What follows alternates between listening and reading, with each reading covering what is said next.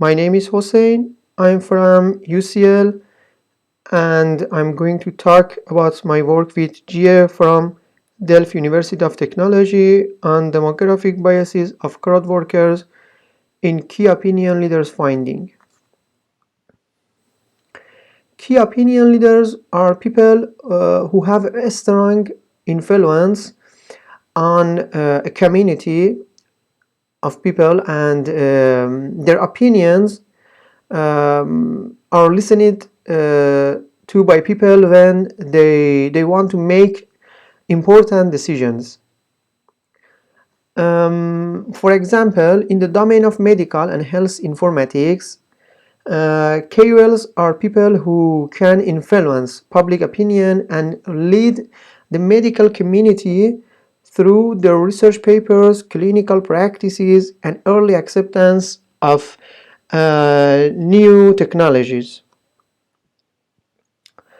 And the task of KOL finding or KOL mapping is an important task, and it's very challenging. Traditionally, consulting companies provided services for identifying KOLs by conducting user surveys. These approaches have several limitations.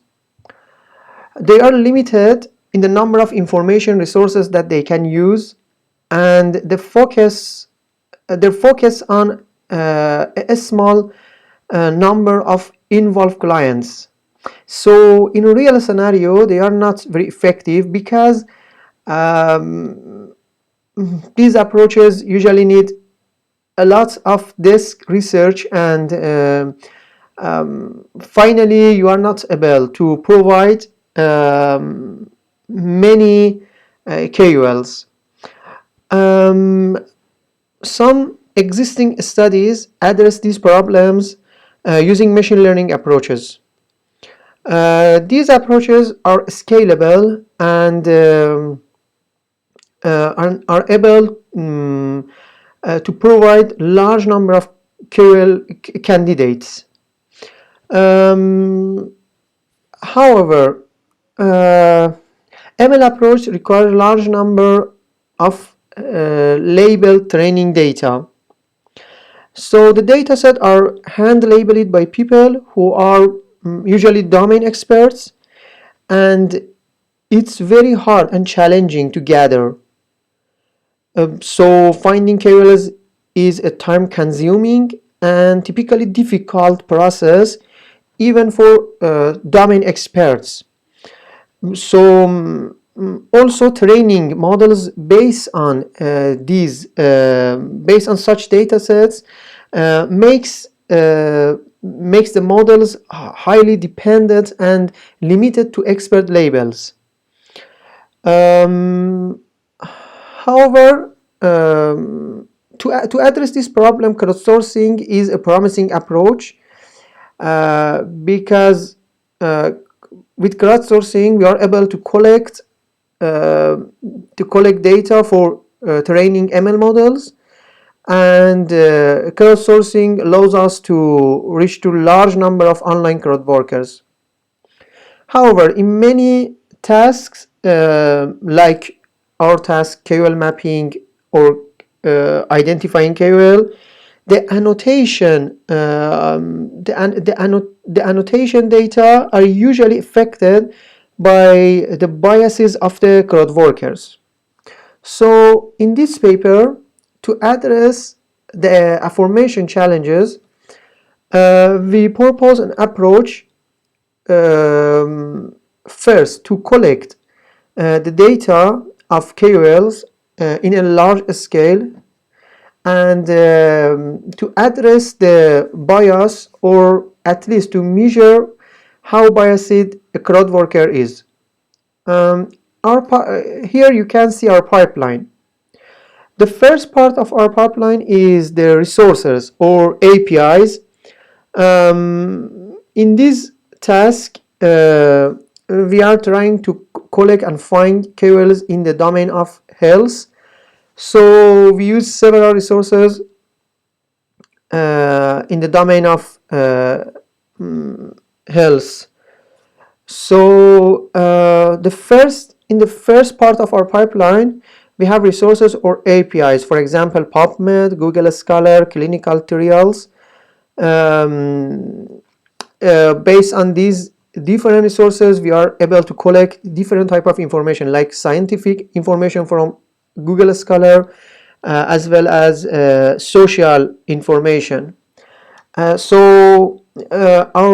second module, the data collection part, crawling module, can provide and collect the information we need from the resources and the APIs.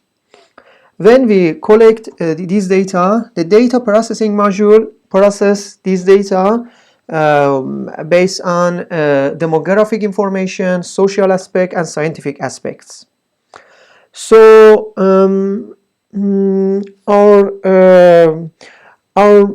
crawling module is not limited only to these sources, and it's able to be applied to different information sources on various domains. When we collect this information, we have the features of KOLs, and we can create some counterfactual features for different KOLs. For example, we can change the gender of KOLs, or we can change the age of KOLs, so we can create two different properties for each, at least two for each KOL. And in this step, we provide this information to crowd workers in crowdsourcing module, and so we ask them to rate these KOLs based on our task.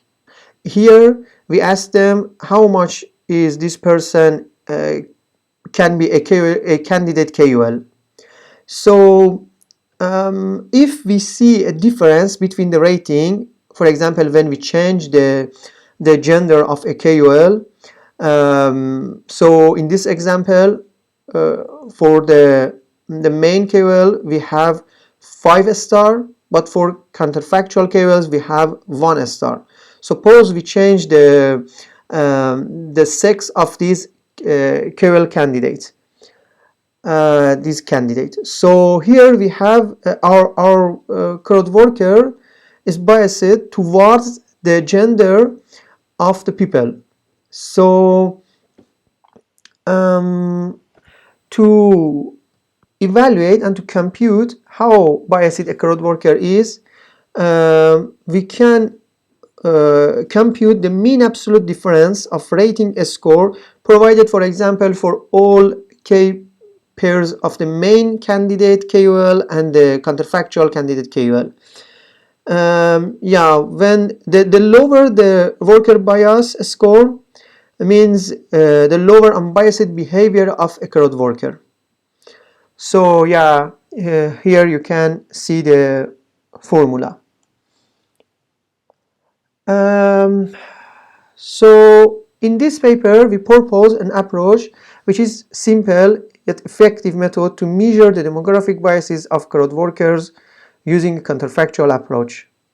Our method can be applied to any social computing problem when crowd workers classify data based on the social or demographic information or scientific information, and we have some sensitive attribute and we are able to change them, like gender, like age, and different type of attributes. These are some resources and papers that we use in our study. Thank you so much for your attention, and I hope you enjoy from this presentation.